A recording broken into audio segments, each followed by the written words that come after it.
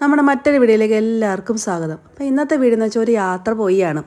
യാത്രയെന്ന് വെച്ചാൽ നമ്മുടെ കൃഷിയുമായി ബന്ധപ്പെട്ട തന്നെയാണ് ഹോപ്പ് അഗ്രികൾച്ചർ ചാരിറ്റബിൾ ട്രസ്റ്റ്. അപ്പം അടുക്കള കൃഷിക്കാരുടെ ഒരു കൂട്ടായ്മയാണ്. അപ്പോൾ അവിടേക്കാണ് ഇന്നത്തെ യാത്രയെന്ന് പറയുന്നത്.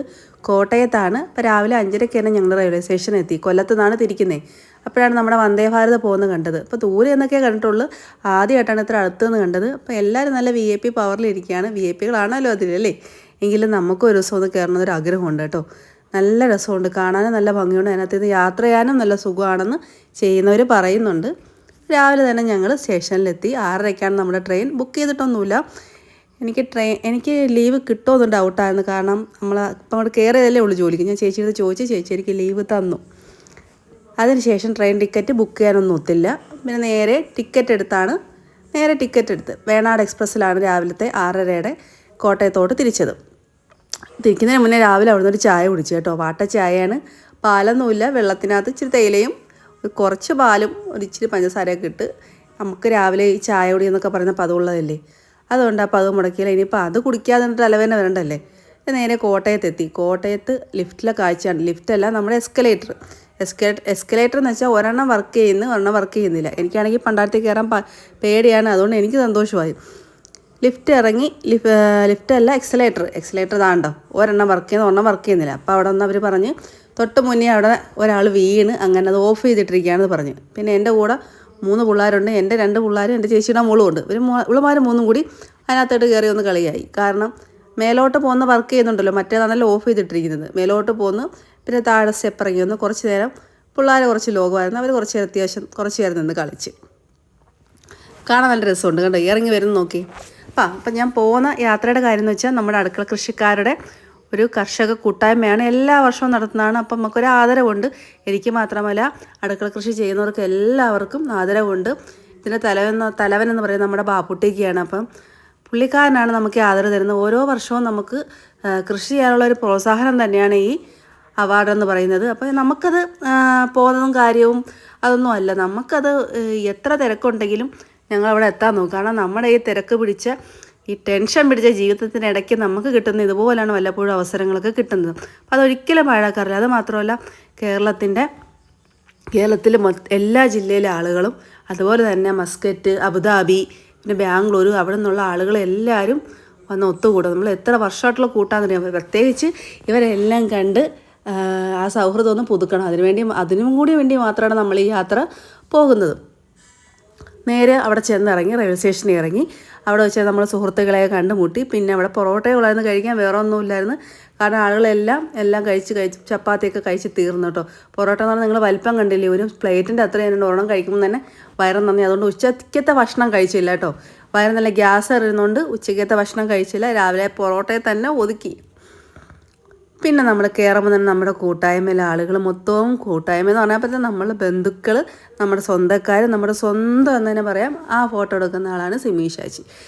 ഇത്തേന്നൊക്കെ പറയുന്നത് എന്ത് നല്ല കൃഷിക്കാരിയാണെന്നറിയാമോ. തന്നെ മോക്കിപ്പം BEd മാത്തമാറ്റിക്സിലാണ് നമ്മൾ മെയിനായിട്ട് പഠിച്ചത് മാത്തമാറ്റിക്സ് ആയിരുന്നു. അതിൽ ഫസ്റ്റ് റാങ്ക് ഉണ്ടായിരുന്നു. അപ്പോൾ അവർക്ക് അവിടെ ഒരു ആദരവുണ്ടായിരുന്നു കേട്ടോ. പിന്നെ ഇത് നമ്മുടെ വില്ലേജ് അഗ്രോയുടെ സ്റ്റാളാണ്. അപ്പോൾ ഇവരാണ് കേരളത്തിലുടനീളം ഇപ്പോൾ തൈ വിതരണത്തിൽ മുൻപന്തിയിൽ നിൽക്കുന്നത്. നല്ല തൈയാണ് കൊടുക്കുന്നത്. അവർ മാത്രമല്ല, നമ്മുടെ കർഷകരെല്ലാവരും തന്നെ വിത്തായിട്ടാണെങ്കിലും അവരുടെ കാർഷിക ഉൽപ്പന്നങ്ങളാണെങ്കിലും കൂവപ്പൊടിയാണെങ്കിലും സോപ്പാണെങ്കിലും അവരോരെ ചെയ്യുന്നതെല്ലാം തന്നെ അവിടെ കൊണ്ടുവന്നു കേട്ടോ. അത് ഈ ചെടിയുണ്ടോ, ഇതാണ് നമ്മുടെ ഇരപിടിയൻ ചെടി.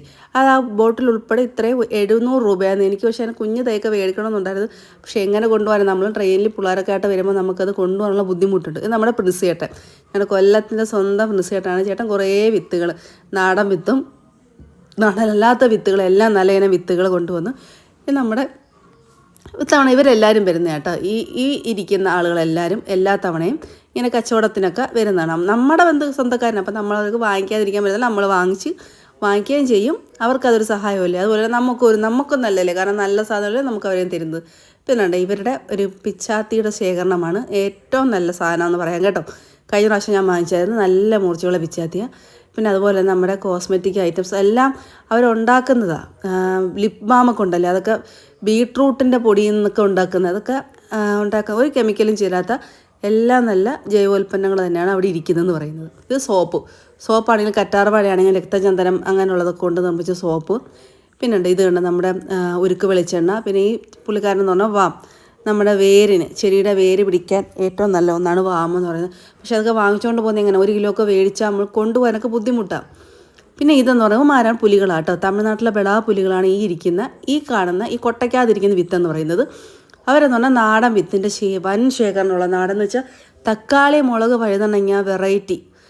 ഇവനാണ് ഇതിൻ്റെ അമരക്കാരൻ. അവൻ കൃഷി ചെയ്ത് അതിൽ നിന്ന് വിത്തെടുത്ത് വിൽപ്പന നടത്തുന്നത്. അപ്പം നാടൻ വിത്തിൻ്റെ പ്രത്യേകത എന്ന് വെച്ചാൽ നമുക്കത് വാങ്ങിച്ച് അത് നട്ട് കഴിഞ്ഞാൽ വീണ്ടും നമ്മൾ ആ പഴുത്ത് കിട്ടുന്ന തക്കാളിയൊക്കെ ഇല്ലേ, അതിൽ നിന്ന് തന്നെ വീണ്ടും വിത്തെടുത്ത് നമുക്ക് പാകുകയും ചെയ്യാം, വിത്ത് ഉണക്കി സൂക്ഷിക്കുകയും ചെയ്യാം.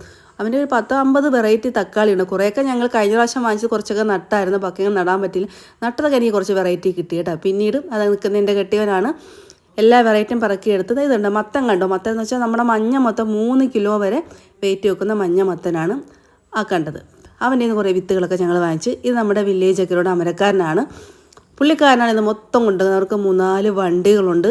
കേരളത്തിലുടനീളം ഹോൾസെയിലായിട്ട് ഏറ്റവും നല്ല വില കുറച്ച് ഏറ്റവും നല്ല തൈ കിട്ടുന്നത് അവരുടെ നിന്ന് നമുക്ക് ഇപ്പോൾ പറയാം. കാരണം ധൈര്യമായിട്ട് വാങ്ങിച്ചു വെക്കാം. എന്ത് തൈയും വിശ്വസിച്ച് ധൈര്യമായിട്ട് വാങ്ങിച്ചു വെക്കാം, നമുക്ക് നല്ല വിളവ് കിട്ടും. ഇതാണ് മാരിക്കുളന്ത്. ഇതൊക്കെ കുറച്ച് പേര് ഞാനൊന്നും ഓർഡർ ചെയ്തില്ല. കാരണം നമ്മൾ വണ്ടിയിലൊക്കെ ട്രെയിനിലൊക്കെ വരുന്നവർ ഓർഡർ ചെയ്തിട്ട് എങ്ങനെ കൊണ്ടുപോകാനാണ്. പിന്നെ കാറിലൊക്കെ വരുന്നവരൊക്കെ പിന്നെ പിടിച്ചുകൊണ്ട് പോകാൻ കഴിവുള്ളവരൊക്കെ വാങ്ങിച്ചു കേട്ടോ. ഇതെല്ലാം ഓർഡർ ചെയ്ത് കൊടുത്ത ഫ്രൂട്ട്സിൻ്റെ തൈകളാണ്, ഫലവൃക്ഷ തൈകളാണ്. എങ്കിലും ലാസ്റ്റ് ഞാൻ എല്ലാം തീർന്നപ്പോൾ ഞാനൊരു മാരിക്കുളന്തും നമ്മുടെ ഒരു ചെമ്പകം, അത് രണ്ടും ഞാൻ വാങ്ങിച്ചു. ഇത് മൊത്തം നമ്മുടെ കൂട്ടായ്മയിലെ ആളാണ്. ആ മയക്കം പിടിച്ച് നിൽക്കുന്ന ആ പുള്ളിക്കാരനാണ് നമ്മുടെ ബാപ്പുട്ടിക്ക, ഈ ഹോപ്പിൻ്റെ അമരക്കാരനെന്ന് പറയാം. അദ്ദേഹമാണ് നമുക്ക് ഈ ആദരവും കാര്യങ്ങളും ഒക്കെ നമ്മളെ തരുന്നതും നമ്മളെ തിരഞ്ഞെടുക്കുന്നത് ഒരു കൂട്ടായ്മ എന്ന് പറയാം. അപ്പോൾ ഞാൻ കുറച്ച് പേരൊക്കെ എടുത്തിട്ടുണ്ട്, കുറച്ച് പേർക്ക് ആദരവ് കിട്ടുന്നതും.